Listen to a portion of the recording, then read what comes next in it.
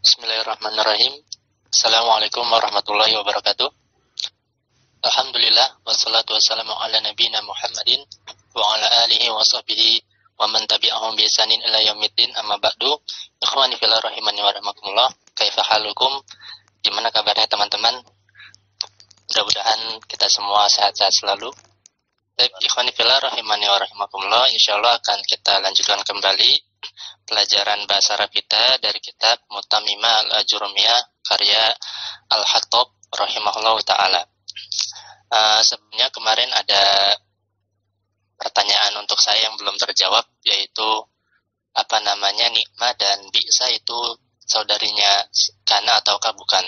Nah, saya kemarin lupa, dan jawabannya dia bukan saudarinya kana, tapi dia adalah bab fi'il ta'ajjub, yaitu bab untuk mengekspresikan kekaguman terhadap sesuatu. Di antaranya adalah nikmah dan bi'sa. Hanya saja i'rab isim setelah nikmah ataupun bi'sa itu sebagaimana yang telah saya sampaikan kemarin, dia marfu sebagai fa'il, karena nikmah dan bi'sa dia yang sahih, pendapat yang sahih adalah fi'il. Adapun ada perincian sedikit, tapi itu pelajarannya nanti di kitab-kitab yang di atas Mutamimah. Kemarin kita sampai pada selesai membahas tentang fi'il beserta ciri-cirinya, jenis-jenis fi'il beserta ciri-cirinya. Terakhir kita membahas fi'il amr. Nah, sekarang insyaallah akan kita lanjutkan ke pembahasan jenis kata yang ketiga, yaitu al-harfu. Baik. Qala al-musannifu rahimahullah ta'ala wa ja'ala al-jannata mathwahu wa iyana wa nafa'ana bi ulumihi fid dharaini min. Tsalitsan alamatul harfi wal harfu, dan huruf adalah yaitu suatu kata la yasluhu ma'ahu dalilul ismi wala dalilul fi'li. La yasluhu, yaitu dia tidak menerima, ma'ahu bersamanya, dalilul ismi ciri isim, wala dalilul fi'li, dan tidak pula ciri fi'il. Jadi isim punya ciri-ciri, fi'il punya ciri-ciri. Nah, selain dari kedua jenis kata tersebut, maka dia adalah al-harfu, yaitu yang tidak menerima ciri isim dan tidak pula menerima ciri fi'il. Jadi dia cirinya adalah tidak punya ciri gitu. Cirinya adalah tidak punya ciri isim, tidak punya ciri fi'il, dan juga tidak punya ciri khusus. Itu adalah al-harfu. Insyaallah gampang. Contohnya adalah hal. Apa artinya hal? Ya, dia adalah huruf untuk bertanya, harfu istifhamin, apakah artinya. Kemudian fi, yaitu di, huruf jar, walam, dan lam, ini huruf penjazam, yaitu artinya adalah tidak. Dah selesai tentang huruf, cuma gitu aja. Intinya huruf adalah sesuatu yang tidak bisa memiliki ciri isim maupun ciri fi'il. Contohnya adalah hal, fi, dan lam. Ikhwani fillah rahimani wa rahimakumullah. Dengan selesainya pembahasan huruf, berarti kita telah menyelesaikan bab yang pertama, yaitu bab al-kalamu wa ma yata'allafu minhu. Bab tentang kalam atau jumlah mufidah, atau dalam bahasa Indonesia kalimat yang sempurna, wa ma yata'allafu minhu, dan juga penyusun-penyusun dari kalam. Baik, ana izin share screen ya, panitia. Sekarang kita akan melihat ringkasan dari pembahasan yang telah kita lalui. Jadi teman-teman bisa lihat di layar, sudah kelihatan kan ya? Di layar. Jadi al-kalimatu atau kata itu ada 3. Pertama, dia adalah isim. Isim kita sudah tahu artinya, yaitu kata yang menunjukkan atau memiliki makna pada dirinya sendiri, tapi tidak terikat waktu. Kemudian fi'il, yaitu kata kerja, menunjukkan suatu makna dan dia terikat dengan waktu. Dan yang terakhir adalah harfun ja'a limaknan, huruf yang memiliki makna. Nah, sekarang kita fokus ke isim terlebih dahulu. Isim kita telah sampaikan, dia punya 5 ciri yang disebutkan di dalam kitab. Yang pertama adalah al-isnadu ilaihi. Isim itu bisa menempati posisi isnad ilaihi. Isnad ilaih gampangnya adalah inti dari kalimat. Atau dalam bahasa Indonesia dia menempati posisi yang diterangkan. Inti dari kalimat. Jadi yang namanya diterangkan itu adalah inti atau pokok pembicaraan. Maka dia harus ada di dalam kalimat. Kemudian yang kedua adalah al-khafdu. Artinya dia bisa beri'rab jer. Bisa menempati i'rab jer. Karena i'rab jer itu khusus untuk sim saja. Dan ciri utama i'rab jer adalah berharokat kasroh. Kemudian yang ketiga adalah isim memiliki ciri tanwin. Nah, ini ciri yang gampang dikenali. Kalau adalah isim, pasti isim. Nah, tanwin itu sendiri secara teoritis artinya adalah nunun zaidatun. Dia adalah nun tambahan sakinatun yang harokatnya sukun. Talhaqu akhiral ismi yang ada di akhir atau ujung suatu isim lafdzon secara pelafalan. Artinya dia nun sukun ini diucapkan wa tufarikuhu khotton. Namun dia tidak ditulis. Jadi kita mengucapkan nun sukun namun tidak ditulis, itu namanya tanwin secara teoritis. Tapi secara aplikatif ya teman-teman sudah tahu lah, pokoknya tanwin yang double-double itu harokatnya. Kemudian yang keempat adalah isim bisa dimasuki oleh al di depannya. Jadi isim bisa dimasuki oleh al di depannya, alif lam lit ta'rif untuk ma'rifat. Kemudian ciri yang kelima adalah huruful khafdi. Isim bisa didahului oleh huruf khafd atau huruf jer, bi, min, dan teman-temannya. Baik, itu ringkasan pembahasan tentang isim. Kemudian kita akan membahas jenis kata yang kedua, yaitu fi'lun. Fi'il, di sini penulis menyebutkan ada 4 ciri fi'il. Pertama, dia adalah qad. Kemudian fi'il itu bisa diawali oleh qad. Kemudian ciri yang kedua, fi'il itu bisa ditambahi sin di depannya. Qad memiliki beberapa makna, nanti akan kita bahas. Kemudian sin maknanya adalah menunjukkan waktu yang akan datang dan dia itu dekat. Kemudian yang ketiga, saufa. Saufa fi'il bisa diawali oleh saufa. Bisa diawali oleh saufa. Dia juga bermakna menunjukkan sesuatu yang akan datang, namun jaraknya lebih jauh daripada sin. Kemudian ciri yang keempat adalah ta'nits sakinah. Fi'il bisa diakhiri oleh ta'nits sakinah. Huruf ta yang ta'nits artinya adalah menunjukkan subjeknya adalah atau fa'ilnya adalah perempuan muannats. As-sakinah yang dia harokatnya sukun. Nah, ini adalah 4 ciri utama pada suatu fi'il.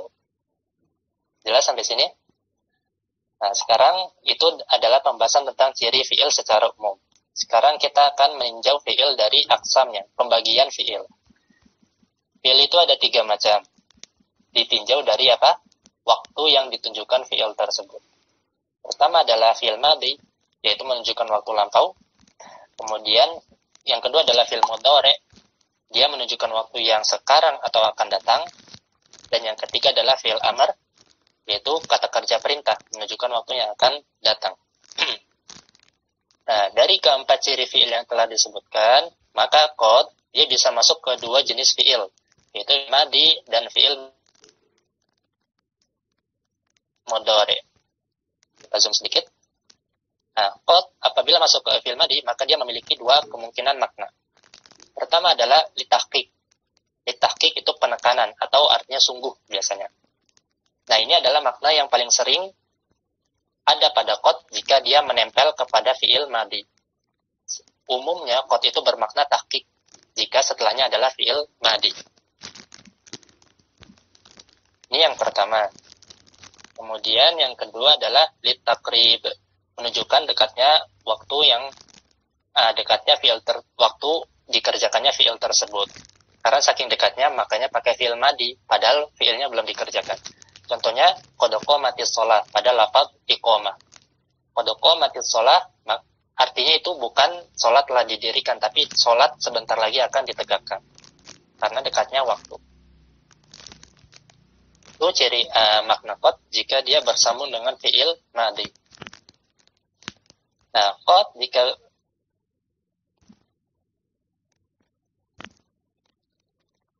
bersambung dengan fi'il mudhari 3 makna. Pertama, dia bermakna litaklil. Litaklil itu biasa kita artikan dengan kadang-kadang. Nah, ini yang sering tuh seperti ini. Qad, jika dia setelahnya fi'il mudhari, maka seringnya itu bermakna taklil, kadang-kadang. Kemudian makna yang kedua, qad, jika bersambung dengan fi'il mudhari, maka dia maknanya adalah litakthir. Artinya takfir menunjukkan sering gitu, seringnya gitu, umumnya. Itu makna qad yang kedua. Kemudian makna qad yang ketiga, jika bersambung dengan fi'il mudhari, dia juga bisa menunjukkan tahqiq. Dia juga menunjukkan tahqiq, artinya sungguh atau penekanan. Contohnya di Al-Qur'an firman Allah Subhanahu wa taala, qad ya'lamullahu al-mu'awwiqina minhum, dan seterusnya. Qad ya'lamu. Nah, di sini ya'lamu adalah fi'il mudhari, ya kan? Dengan ciri apa? Huruf mudhara'ah, ya'lamu. Namun sebelumnya ada qad. Nah, apakah qad di sini dia adalah maknanya taklil? Kadang-kadang Allah mengetahui. Mungkin enggak maknanya kadang-kadang? Kalau fa'ilnya adalah Allah Subhanahu wa taala. Kadang-kadang Allah mengetahui. Berarti seringnya enggak mengetahui begitu. Nah, ini maknanya bukan taklil, tapi maknanya adalah tahqiq. Qad ya'lamullahu, sungguh Allah mengetahui. Al-mu'awwiqina minhum, dan seterusnya.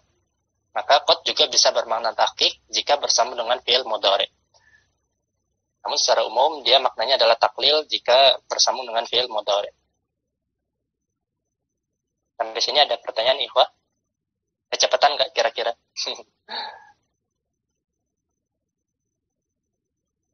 Lit takrib tadi gimana Ustaz penjelasannya?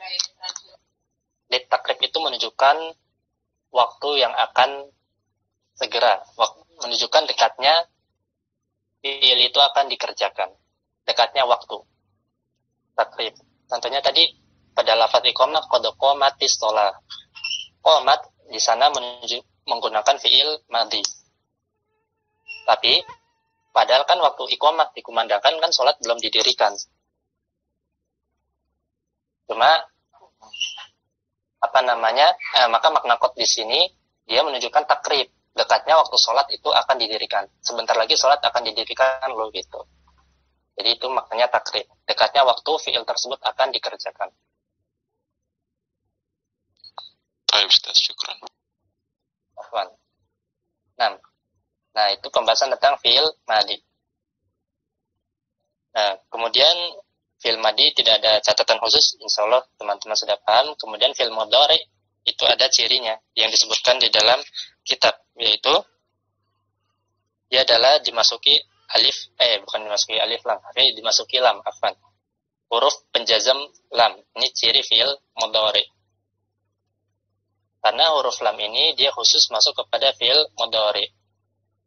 Bagaimana kata Ibnu Malik dalam bait Alfiyah beliau, wa fi'lun mudhari'un yali lam wa mudhari'un yali lam kayasyam. Dan fi'il mudhari itu bisa bersambung dengan huruf lam. Contohnya adalah fi'il yasham. Karena lam yasham. Karena lam ini khusus untuk fi'il mudhari. Nah, kemudian di antara ciri fi'il mudhari lainnya adalah dia selalu diawali dengan ahruf al-mudhara'ah, huruf-huruf mudhara'ah yang kemarin kita singkat dengan na'aitu atau anaitu atau anita, itu terserah teman-teman, yang gampang saja. Intinya ada 4 huruf mudhara'ah, nun, hamzah, ya, dan ta. Nah, kemudian dari sisi makna atau sisi waktu yang ditunjukkan, fi'il mudhari kan menunjukkan 2 waktu, ya kan? Waktu yang akan datang atau waktu yang sedang berlangsung. Nah, wa yatarajjahu lil hali inda adamil qarinati. Nah, fi'il mudhari ini dia lebih diunggulkan menunjukkan waktu yang sedang berlangsung jika tidak ada qarina atau indikator yang menunjukkan waktu yang dimaksud adalah waktu yang akan datang. Jadi kalau kita menemukan fi'il mudhari dan di sana tidak ada indikator yang menunjukkan fi'il mudhari ini menunjukkan waktu masa yang akan datang, maka fi'il mudhari ini dia menunjukkan waktu yang sedang berlangsung. Jelas ya? Jadi fi'il mudhari kalau nggak ada indikator apa-apa, misalkan tidak ada huruf yang menunjukkan, tidak ada sin atau tidak ada saufa, maka dia lebih menunjukkan waktu yang sedang berlangsung. Kemudian yang ketiga adalah fi'il amar. Nah, dia cirinya ada dua, adalah latu alat tolab, dia menunjukkan waktu, menunjukkan makna perintah, dan qabuluhu ya al-mukhatabah. Dan dia bisa menerima huruf ya al-mukhatabah. Karena kalau dia menunjukkan makna perintah, namun tidak menerima ya mukhatabah itu apa? Yaitu ya pada domir anti. Contohnya taf'alina, atau kalau dalam fi'il amr menjadi kumi misal, atau idribi, tadribina, idribi. Nah, ya-nya itu adalah ya mukhatabah, menunjukkan fa'ilnya adalah anti atau perempuan satu orang. Maka jika ada suatu kata yang dia dalalah ala tolab, contohnya adalah soh menunjukkan makna perintah, yaitu diamlah, tapi dia tidak menerima ya mukhatabah, maka dia tergolong isim fi'il amar. Maka soh itu adalah isim fi'il amar. Untuk isim fi'il sendiri insya Allah nanti akan sedikit disinggung, tidak banyak. Nah, kemarin juga telah kita sampaikan bahwasanya ada khilaf dalam hati sama ta'ala. Untuk khilaf ini kita hanya menyinggung yang di sini kita lewatin aja. Ini juga khilaf logo sebetulnya kalau kata pengajar saya nggak perlu terlalu dipikirkan. Kita ambil yang gampang dan umumnya saja. Kecuali antum pengen menjadi ahli nahwu sejati, maka perlu mempelajari khilaf logo secara mendalam. Tapi yang kita cukup sebagai pembelajar untuk bekal baca kitab saja, kita cukup tahu saja. Nah, di dalam hati sama ta'ala, kemarin kita sampaikan itu ada khilaf. Sebagian ulama berpendapat, dia adalah fi'il amar, sebagian lagi berpendapat, nah, hati dan ta'ala adalah isim fi'il amar. Namun yang lebih sahih adalah dia fi'il amar, karena dia bisa menempel dengan ya mukhatabah. Karena dia bisa menempel dengan ya mukhatabah. Contoh penggunaannya dalam Al-Quran untuk hati, contohnya qul hatu burhanakum. Maka hatu di sini adalah fi'il amar yang menempel dengan wawu jama'. Artinya dia bisa ditasrif lugawi selayaknya fi'il amar. Untuk ta'ala, contohnya qul ya ahlal kitabi ta'alau. Katakanlah wahai ahlul kitab ta'alau, kemarilah. Maka ta'ala juga dia bisa menempel dengan wawu jama'ah. Sama seperti fi'il amar yang normal, contohnya idribu. Dia bisa menempel dengan fi'il amar sehingga bisa ditasrif lugawi layaknya fi'il amar. Dan inilah pendapat yang sahih. Hanya saja untuk ta'a, maka ini lamnya ini ta'ala itu selalu maftuh, artinya selalu fathah. Apapun domir yang menempel kepadanya. Contohnya kalau kita tasrif lugawi, ta'ala, ta'ala, ta'alau, ta'alai, ta'alau, ta'alna. Jadi kalau dia menempel ke ya mukhatabah tetap dibaca ta'alai. Lamnya tetap dibaca fathah. Beda dengan hatu. Kalau dia menempel ke domir anti, fi'il amarnya maka menjadi hati. Seperti itu. Ini cukup tahu aja khilafnya. Nggak usah dipikirin dalam-dalam. Nah, kemudian yang terakhir adalah harfun ja'ali makna. Jenis kata yang ketiga adalah huruf yang memiliki makna. Huruf yang memiliki makna atau huruf ma'ani, dia adalah suatu kata yang tidak menerima atau memiliki ciri isim maupun ciri fi'il. Tadi dicontohkan ada hal, fi, dan lam. Nah, hal, fi, dan lam ini mengisyaratkan ada dua jenis huruf. Sebetulnya ada maksud tersembunyi para penulis yang menyampaikan contoh huruf adalah hal, fi, dan lam. Maksudnya adalah mereka ingin menyampaikan huruf itu ada dua. Kita bahas di sini huruf itu kismani, ada dua macam. Ada yang mukhtas, ada yang mushtarak. Huruf yang mukhtas itu adalah huruf yang khusus menempel pada salah satu jenis saja.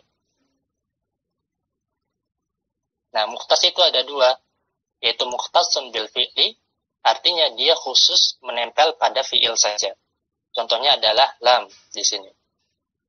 Artinya lam tidak bisa menempel pada isim maupun pada ke huruf yang nggak mungkin ya. Dia tidak bisa menempel kepada isim.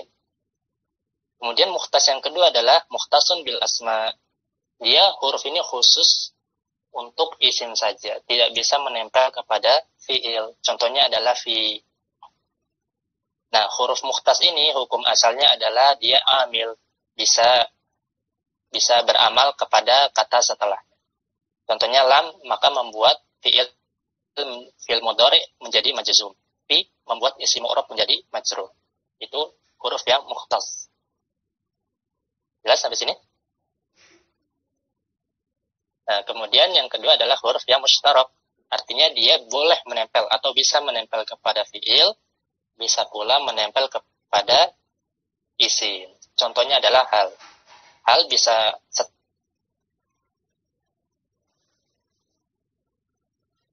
setelahnya fiil, bisa setelahnya isim. Serikat bisa menempel ke isim ataupun fiil. Nah, itu adalah ringkasan dari yang telah kita bahas pada bab yang pertama al-kalam ma yata'allafu minhu. Di sini ada khilaf sedikit tentang laisa sama asa, ada penjabarannya, tapi nggak perlu saya bacakan. Itu juga khilaf yang kita cukup tahu saja sebagai pembelajar pemula dalam ilmu nahwu, untuk belajar dan juga menyatakan pelajaran yang telah kita bahas setelah pelajaran ini insyaallah. Bab yang kedua yaitu ini juga bab yang sudah teman-teman pelajari tentunya, tapi ini adalah bab yang asasi, justru bab inti dalam ilmu nahwu, yaitu bab i'rab dan bab bina.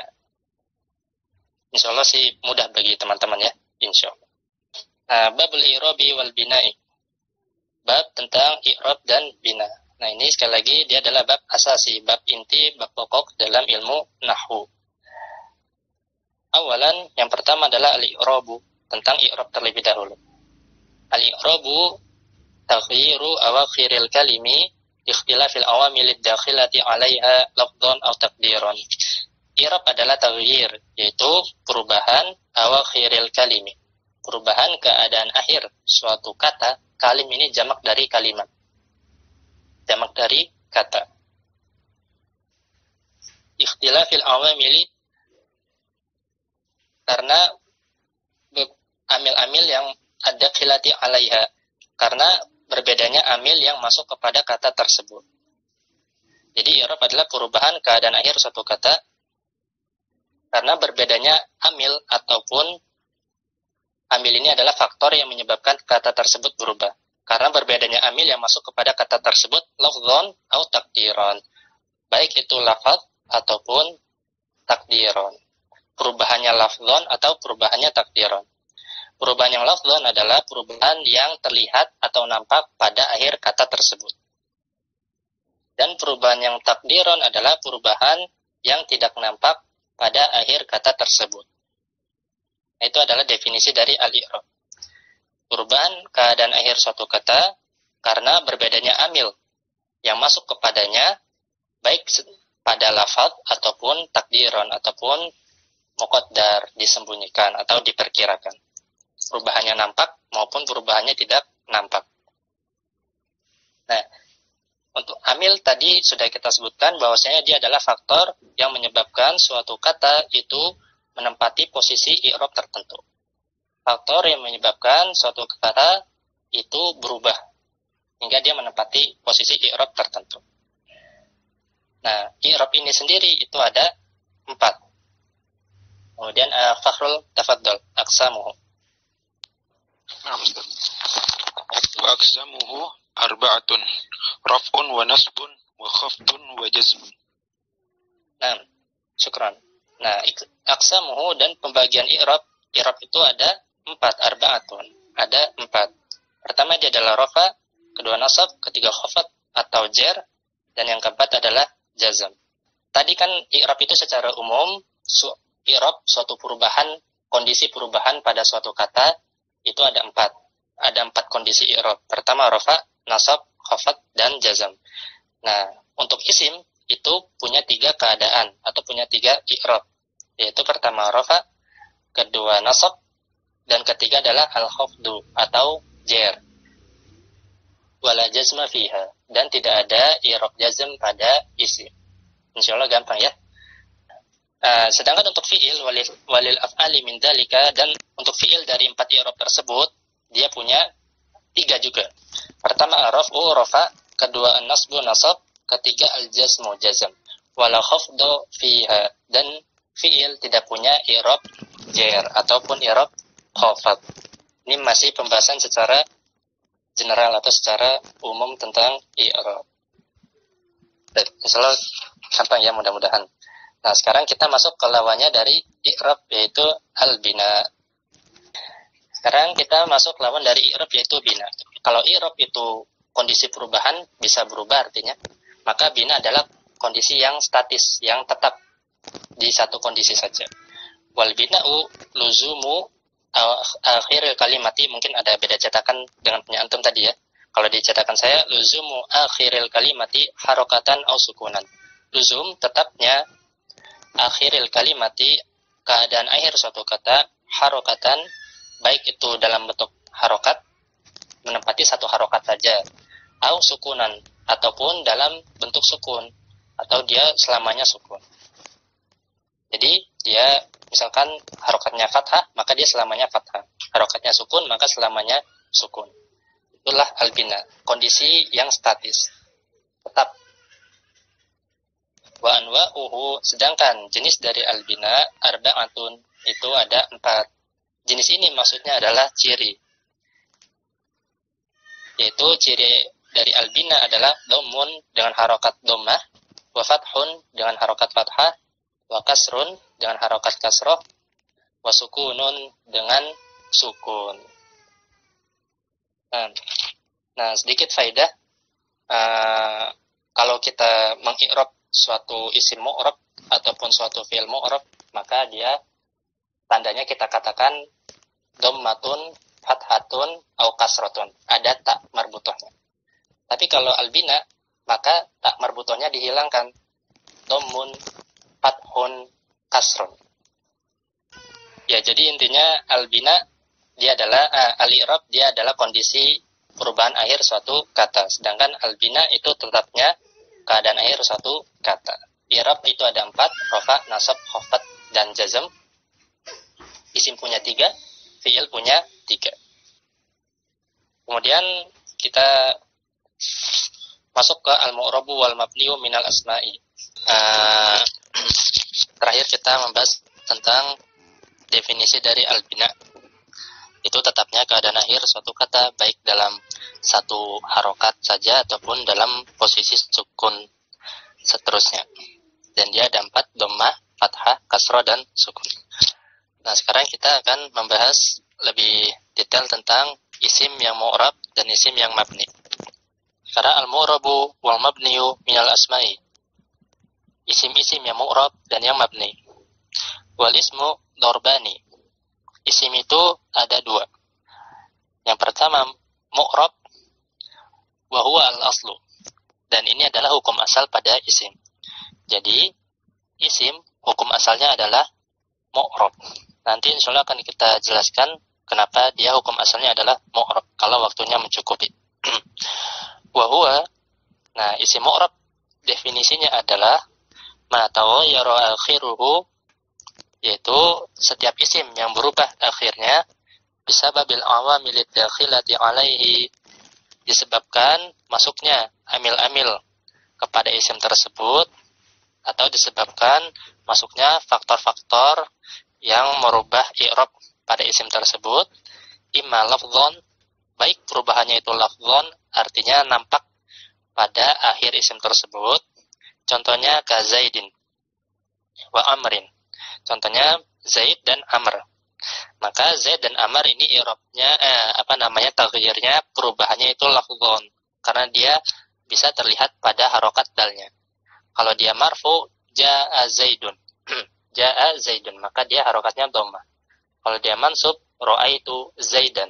Saya melihat Zaid, maka dalnya harokatnya fathah, terlihat. Kalau dia majrur, marartu bi Zaidin. Saya melewati Zaid, maka dia perubahan harokatnya juga terlihat. Itu namanya lafdhon. Wa imma taqdiran, ataupun secara takdiran, diperkirakan, artinya dia tidak terlihat secara kasat mata perubahannya. Contohnya adalah Musa, yaitu nama orang, wal fata, itu seorang pemuda. Maka Musa ketika dia marfu sebagai fa'il, misalkan Ja'a Musa, maka harokatnya, i'rabnya bagaimana Musa? Ja'a Musa, bagaimana i'rab Musa? Di i'rab coba. Sebagai fa'il, Ustaz. Iya, maksudnya yang benar. Tapi yang lengkap fa'ilun marfu'un wa alamatu raf'ihi, kayak gitu. Marfu'un wa alamatu raf'ihi Dhammatun muqaddar. Nam, asan. Dhammatun muqaddaratun alal alif. Nam, barakallahu fik. Benar. Jadi Musa dia i'rabnya adalah dengan dhammah muqaddarah alal alif karena dia isim maksur, maka huruf itunya adalah huruf terakhirnya adalah alif. Maka dia dhammahnya muqaddarah, dhammahnya yang disembunyikan pada alif, tidak nampak. Kemudian ra'aitu Musa, saya melihat Musa. Maka i'rab Musa bagaimana? Syamsul. Ra'aitu Musa. I'rab Musa bagaimana? Musa maqulun bihi wa alamatu nasbi wa alamatu nasbihi al-fathatu muqaddaratu ala akhir. Alal alif. Alal alif. Nah, asanta. Barakallahu fiik. Ya, benar. Jadi Musa ketika dia beri'rab mansub sebagai maf'ul bi, ra'aitu Musa, saya melihat Musa, maka dia i'rabnya fathatun muqaddaratun alal alif. Fathahnya disembunyikan atau diperkirakan. Jadi secara lafaz dia tetap Musa, tapi dia sebetulnya tandanya adalah fathah. Sayangnya di muqaddarah, disembunyikan gampangnya gitu. Jadi tidak tampak secara kasat mata perubahannya. Tapi kalau di i'rab detail itu kelihatan. Contoh lagi, marortu bi Musa. Saya melewati Musa. Maka Musa di sini adalah ismun majrurun bibi atau bilba wa alamatu jarrihi kasratun muqaddaratun alal alif. Maka dia majrur dengan kasroh tapi muqaddarah sehingga tidak terlihat secara kasat mata. Itulah i'rab yang takdir. Nah, ini isim yang pertama, isim yang mu'rab. Sekarang kita masuk ke isim yang kedua, yaitu isim mabni. Kemudian jenis isim yang kedua adalah isim yang mabni wa huwa al-far'u. Isim mabni dan dia adalah cabang atau ya cabang, far'. Jadi hukum asal isim adalah mu'rab dan itulah yang paling banyak pada isim. Sedangkan yang mabni dia adalah far', hanya cabang saja karena sedikit dan terbatas pada isim yang akan disebutkan nanti. Wa huwa, ya ini kebalikannya dari yang mu'rab ya, yaitu dia adalah isim yang ma la yataghayyaru akhiruhu bisababil awamil dakhilati alaihi, yaitu isim yang tidak berubah, la yataghayyaru, tidak berubah akhirnya disebabkan atau walaupun kemasukan amil kepadanya.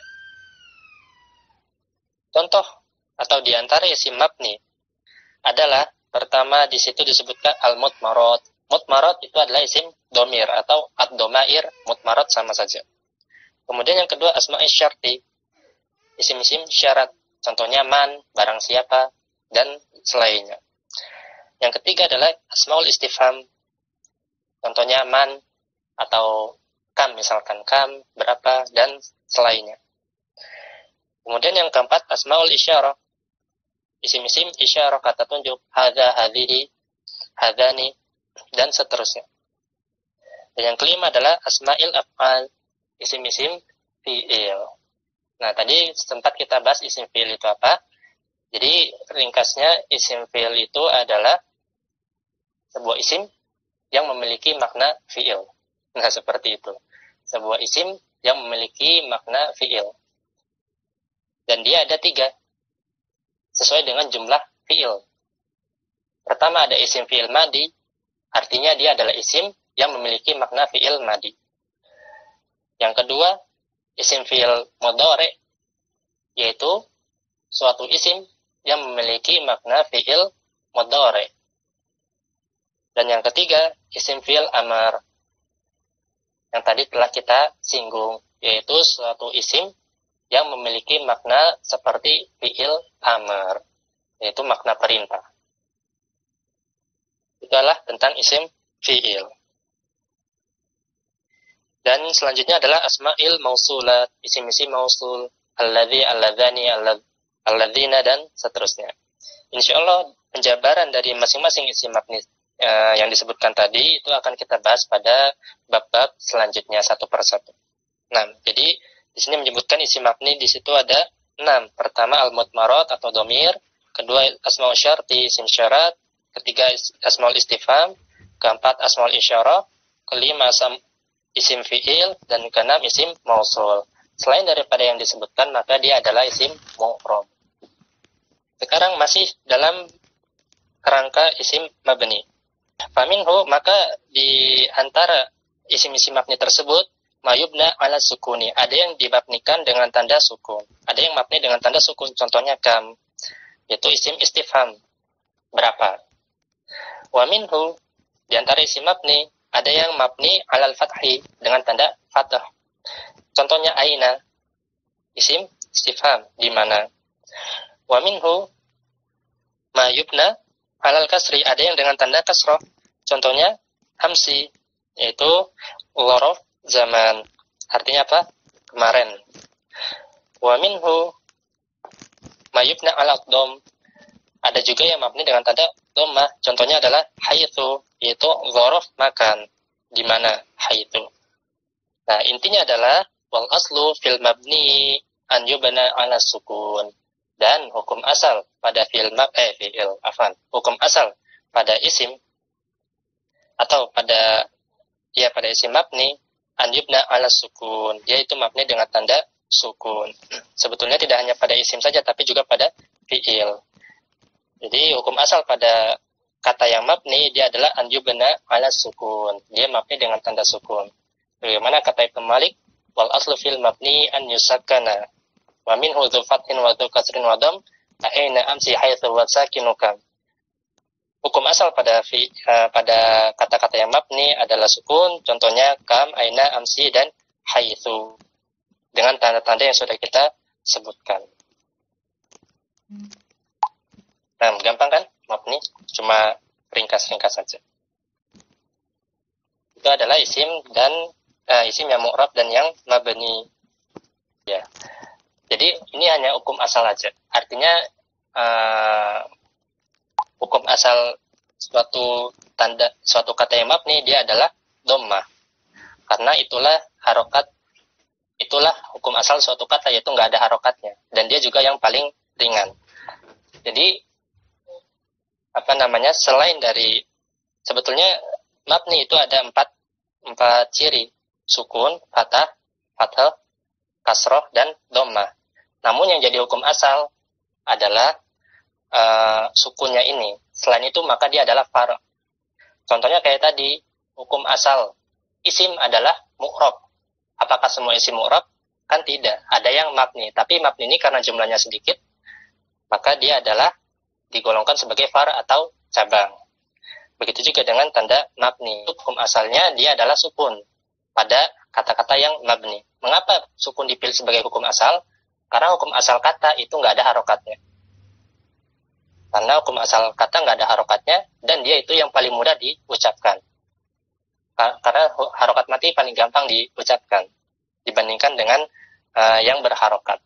Apalagi yang harokatnya berat seperti fathah. Jadi seperti itu kira-kira. Wallahu a'lam. Syukran.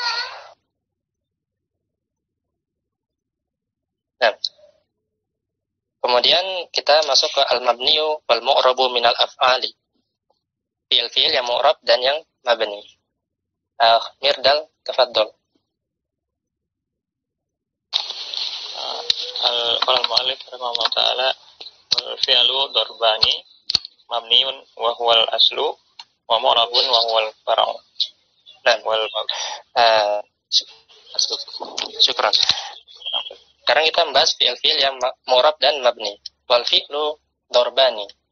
Fi'il itu ada dua. Mabniun wa huwa al-aslu. Pertama fi'il yang mabni, dan dia adalah hukum asal dari fi'il. Nah, ini kebalikan daripada isim. Kalau isim hukum asalnya adalah mu'rab karena dia yang paling banyak. Kalau fi'il hukum asalnya adalah mabni. Ya, secara kuantitas dia juga lebih banyak daripada yang mu'rab. Jadi hukum asal fi'il adalah mabni. Wa mu'rabun wa huwa al-far'u. Tapi fi'il juga ada yang mu'rab, namun dia hanya sebagai cabang karena jumlahnya sedikit. Nah, sekarang kita masuk kalimat setelahnya. Kita fi'il yang mabni. Ya, mudah-mudahan dengan teman-teman atau kita semua sama-sama belajar membaca, kita nanti akan semakin terbiasa dan semakin lancar membaca. Gak apa-apa. Kita semua sama-sama belajar di sini. Nah, sekarang fi'il mabni ada dua. Sekarang kita bahas ke hukum asalnya dulu, yaitu fi'il mabni. Mabni itu ada dua. Ahaduhuma, salah satunya, atau yang pertama adalah al-madi, atau fi'il madi. Wa bina'uhu 'alal fathi. Dan dia tanda mabninya dengan tanda fathah. Ini hukum asal sekali lagi. Illa, ya jadi sekali lagi ya, fi'il madi itu hukum asalnya mabni dengan tanda fathah. Illa, kecuali idza tasala bihi, jika dia ittasala bihi, bersambung dengannya wawul jama'ati, wawu jama'ah. Apa itu wawu jama'ah? Itu huruf wawu, misalkan di situ contoh nahwu dorobu, contohnya doroba. Ini kalau tidak ada catatan sama sekali, tidak bersambung dengan sesuatu atau domir apapun.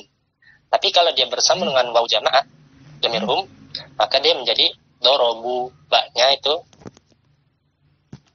menjadi dhamma, dorobu.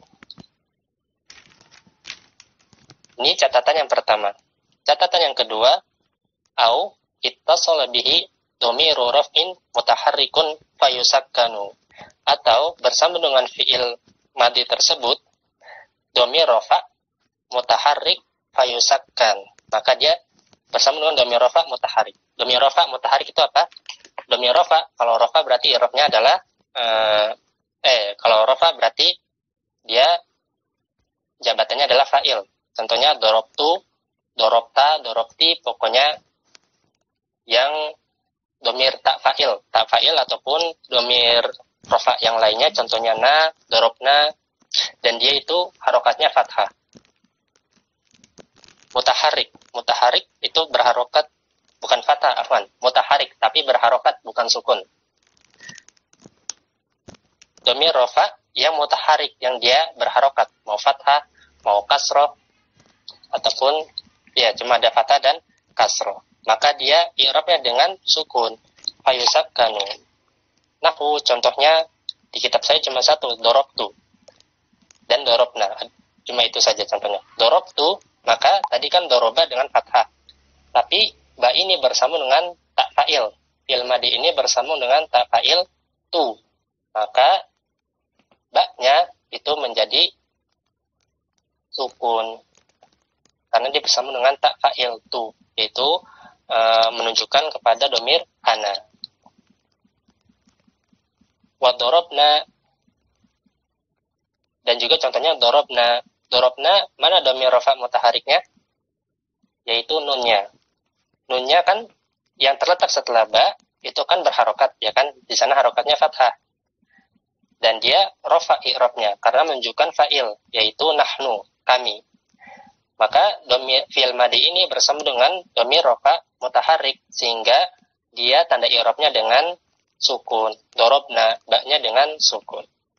Dan yang jadi patokan dalam tanda mabni pada fi'il madi adalah huruf terakhir di huruf aslinya, harokat terakhir pada huruf aslinya. Doroba, dorobna kan aslinya adalah doroba, berarti huruf terakhirnya adalah ba. Nah, ba itu yang menjadi patokan. Begitu juga dengan kata atau fi'il madi yang lain. Jadi kesimpulannya fi'il madi itu dia mabni dengan tanda fathah. Kecuali ada dua catatan. Kalau dia bersambung dengan wawu jamaah, domir maka dia i'rabnya dengan tanda dhammah. Catatan kedua, kalau dia bersambung dengan domir rafa mutaharik, maka dia i'rabnya dengan sukun. tanda mabninya dengan sukun. Dorobtu, dorobta, dorobtum, dorobti, dorobtuna, dorobna, dan seterusnya.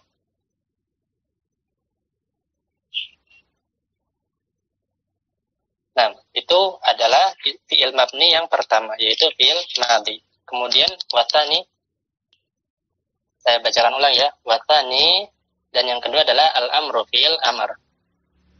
Wabina'uhu ala sukuni, dan dia mabni dengan tanda sukun, nahu idrib, wadribna, illa idza ittasala bihi domiru tatniyatin, dia mudhaf ilaih, au domiru jam'i mudhakkarin, mudhaf ilaih, au domirul mu'annatsatil mukhatabati, mudhaf ilaih, ta'ala hadfi, karena hadfi terletak setelah huruf jar ala, kemudian dibaca majrur, ta'ala hadfin nuni, nahu idriba, wadribu, wadribi, wa ilal mu'talla ta'ala hadfi harfil illati, nahu ikhsya, waghzu, warmi.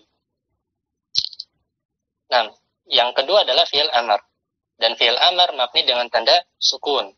Nahu contohnya adalah idrib, wadribna. Idrib, pukullah kamu seorang laki-laki. Idribna, pukullah kalian para perempuan. Nah, ini hukum asalnya. Dia mabni dengan tanda sukun. Kecuali illa, ada catatan lagi. Idzat tasala bihi. Kalau bersama dengan fi'il amr tersebut, domiru tatniyah. Domiru tatniyah itu apa? Yaitu aliful itsnain pada musanna. Aliful itsnain pada musanna. Contohnya, idriba, pukullah oleh kalian dua orang laki-laki.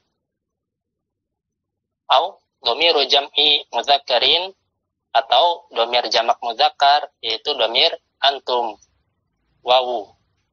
Contohnya, idribu, pukullah oleh kalian laki-laki. Au domirul mu'annatsatil mukhatabati, atau domir mu'annats berarti apa? Perempuan. Mukhatabah berarti apa? Orang kedua. Maksudnya adalah domiria pada anti, yaitu idribi. Fa'ala hadfin nuni, maka tandanya dengan hadfun nun. Nah, fi'il yang bersambung dengan jamak, bersambung dengan domir tatniyah atau domir jamak muzakkar atau domir mu'annats al-mukhatabah itu lebih familiar dalam telinga kita dengan sebutan af'alul khamsah atau amtsilatul khamsah. Nah, kalau amtsilatul khamsah lebih gampang ya bayanginnya daripada bingung domir tatniyah atau domir jamak muzakkar atau domir mu'annats al-mukhatabah. Tapi secara teori memang af'alul khamsah itu adalah fi'il mudhari yang bersambung dengan ketiga domir tersebut. Jadi intinya af'alul khamsah atau amtsilatul khamsah, jika dibentuk fi'il amr darinya, maka dia akan memiliki tanda hadfun nun, huruf nunnya dihapus. Nahu contohnya idriba, itu domir tatniyah, pukullah oleh kalian berdua. Wadribu itu domir jamak mudzakkar, pukullah oleh kalian laki-laki. Wadribi itu domir mu'annats mukhatabah, pukullah oleh kamu wahai perempuan. Ini catatan yang pertama. Catatan kedua, wa illal mu'tal. Nah, kalau fi'ilnya itu mu'talul akhir, kemudian dibentuk fi'il amr dari fi'il tersebut, maka tandanya fi'il amr ini sekarang mabni dengan tanda hadfi harfil illah, menghapus huruf illahnya. Contohnya adalah ikhsya, takutlah, waghzu, berperanglah, warmi, lemparlah. Nah, itu adalah tentang tanda mabni pada fi'il amr. Jadi sekali lagi kita simpulkan, fi'il amr mabni dengan tanda sukun, hukum asalnya. Tapi kalau dia adalah af'alul khamsah atau amtsilatul khamsah, maka mabni dengan tanda hadfun nun. Dan kalau dia fi'il mu'talul akhir, maka dia mabni dengan tanda hadful akhir atau hadfu harfil illah, sama saja. Nah, ini tadi khusus mau kata aja Ustaz. Yang mana? Yang terakhir tadi Ustaz. Ya betul, asal. itu khusus mu'talul akhir saja. Dia tandanya dengan menghapus huruf illah. Sebetulnya tanda fi'il amr ini dia sesuai dengan tanda jazmnya fi'il mudhari'nya. Kalau sahihul akhir, maka kan jazm dengan tanda sukun. Kalau dia af'alul khamsah atau amsilatul khamsah, jazm dengan tanda hadfun nun. Kalau dia mu'talul akhir, maka jazm dengan tanda hadful akhir. Ya, fi'il amr itu tandanya juga sesuai dengan jenis fi'ilnya. Tanda jazm pada sesuai dengan jenis fi'il. Sama saja. Sekarang kita masuk, setelah selesai membahas fi'il yang mabni, kita masuk fi'il yang mu'rab. Dan dia adalah far'u, cabang. Karena yang utama adalah fi'il itu mabni. Umumnya fi'il itu mabni. Wal mu'rabu minal af'al, fi'il yang mu'rab. Wal mu'rabu minal af'ali, dan fi'il yang mu'rab adalah al-mudhari'u. Cuma satu saja. Fi'il mudhari'. Itu pun dengan syarat, bisyarti, an la yattasila bihi nunul innati wala nunu taukidil mubashiratu. Dengan syarat dia tidak boleh bersambung dengan nun inat yaitu nun yang menunjukkan jamak perempuan baik pada hunna ataupun antunna. Wala nunu taukidil mubashiratu, tidak pula bersambung dengan nun taukid mubashirah secara langsung, yang langsung menempel kepada fi'il mudhari ini. Baik dia nun taukid yang tsaqilah, artinya yang tasydid, ataupun nun taukid yang mukhaffafah, ataupun yang nun sukun, tapi bermakna taukid. Nahwu, contohnya adalah yadribu. Dia laki-laki sedang memukul. Maka dia fi'il mudhari yang mu'rab, karena dia tidak bersambung dengan nun inath, tidak pula bersambung dengan nun taukid. Wajah, dia takut, yakhsha. Maka yakhsha juga fi'il mudhari yang mu'rab sambung dengan nun inath, maka dia mu'rab. Nah, tasalat bihi nunul inathi, jika ada nun inath yang bersambung dengan fi'il mudhari ini, buniya ala sukuni, maka fi'il mudhari'nya mabni dengan tanda sukun. Contohnya adalah firman Allah Subhanahu wa taala, wal walidatu yurdi'na. Dan para ibu hendaknya menyusui anak-anak mereka. Maka syahidnya di mana? Syahidnya adalah yurdi'na, di mana fi'il mudhari'nya bersambung dengan nun inath, yaitu huruf nun terakhir itu, yang mengandung dhamir hunna, yurdi'na. Nah, maka fi'il mudhari'nya mabni dengan tanda sukun, yaitu ainnya. Karena patokan tanda sukun, patokan tanda i'rab maupun mabni itu adalah huruf terakhir dari fi'il atau isim tersebut. Sedangkan nunnya adalah nun dhamir, bukan bagian dari huruf asli fi'il mudhari tersebut. Ini catatan yang pertama.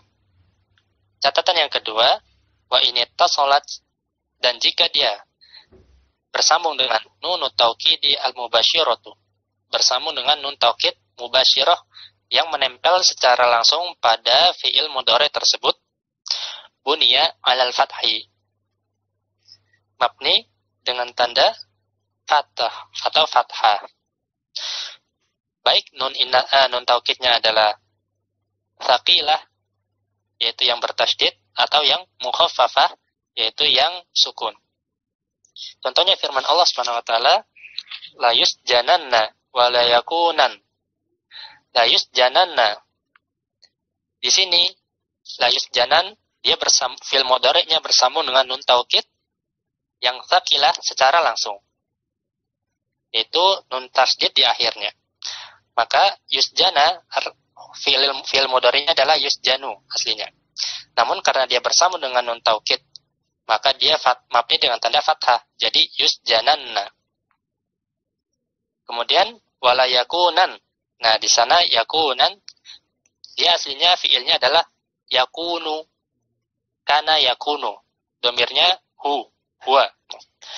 Kemudian dia menempel kepada nun taukid yang khafifah atau mukhaffafah, khafifah, yang dia nun taukid harokatnya sukun. Maka dibaca wala yakunan. Cuma ini penulisannya menjadi fathatain, wallahu a'lam, saya kurang tahu tentang alasannya. Intinya dia adalah nun taukid yang khafifah. Dia itu aslinya nun sukun, layun sukun. Menjadi yakunan karena mabninya dengan tanda fathah. Nah, itu adalah dua contoh fi'il mudhari yang bersambung dengan nun taukid. Secara langsung, baik itu nun taukid khafifah yang sukun ataupun nun taukid yang bertasydid. Maka keduanya itu mabni dengan tanda fathah. Wa innama u'ribal mudhari'u limusyabahan lil ismi. Dan apa alasan fi'il mudhari mu'rab? Disampaikan penulis. Alasannya fi hatihi karena dia menyerupai lil ismi, menyerupai isim. Baik, untuk sisi keserupaan antara fi'il mudhari dengan isim mungkin kita sampaikan di pertemuan mendatang ya insyaallah kalau waktunya lapang. Kenapa fi'il mudhari itu dia mu'rab dan kenapa alasannya dia mirip dengan isim? Karena kan hukum asal isim adalah mu'rab. Nah, fi'il mudhari mirip dengan isim. Jadi dia diikutkan dengan hukum asal dari isim tersebut yaitu mu'rab. Dan yang terakhir adalah hukmul harfi. Hukmul harfi wa amal huruf mabniyatun kulluha. Adapun huruf maka dia mabni kulluha semuanya. Sebagaimana kata Ibnu Malik, wa kullu harfin mustahiqun lil bina, dan semua huruf itu bagiannya adalah mabni. Jadi tidak ada pembahasan tentang huruf. Nah, materi kita sudah selesai sampai hari ini sesuai dengan target. Ini saja dari saya. Kita akhiri sampai sini. Semoga Allah SWT menjaga teman-teman semua dimanapun antum berada. Nah, wallahu ta'ala a'lam bishawab. Subhanakallahumma bihamdika asyhadu an la ilaha illa anta astaghfiruka wa atubu ilaik. Assalamualaikum warahmatullahi wabarakatuh.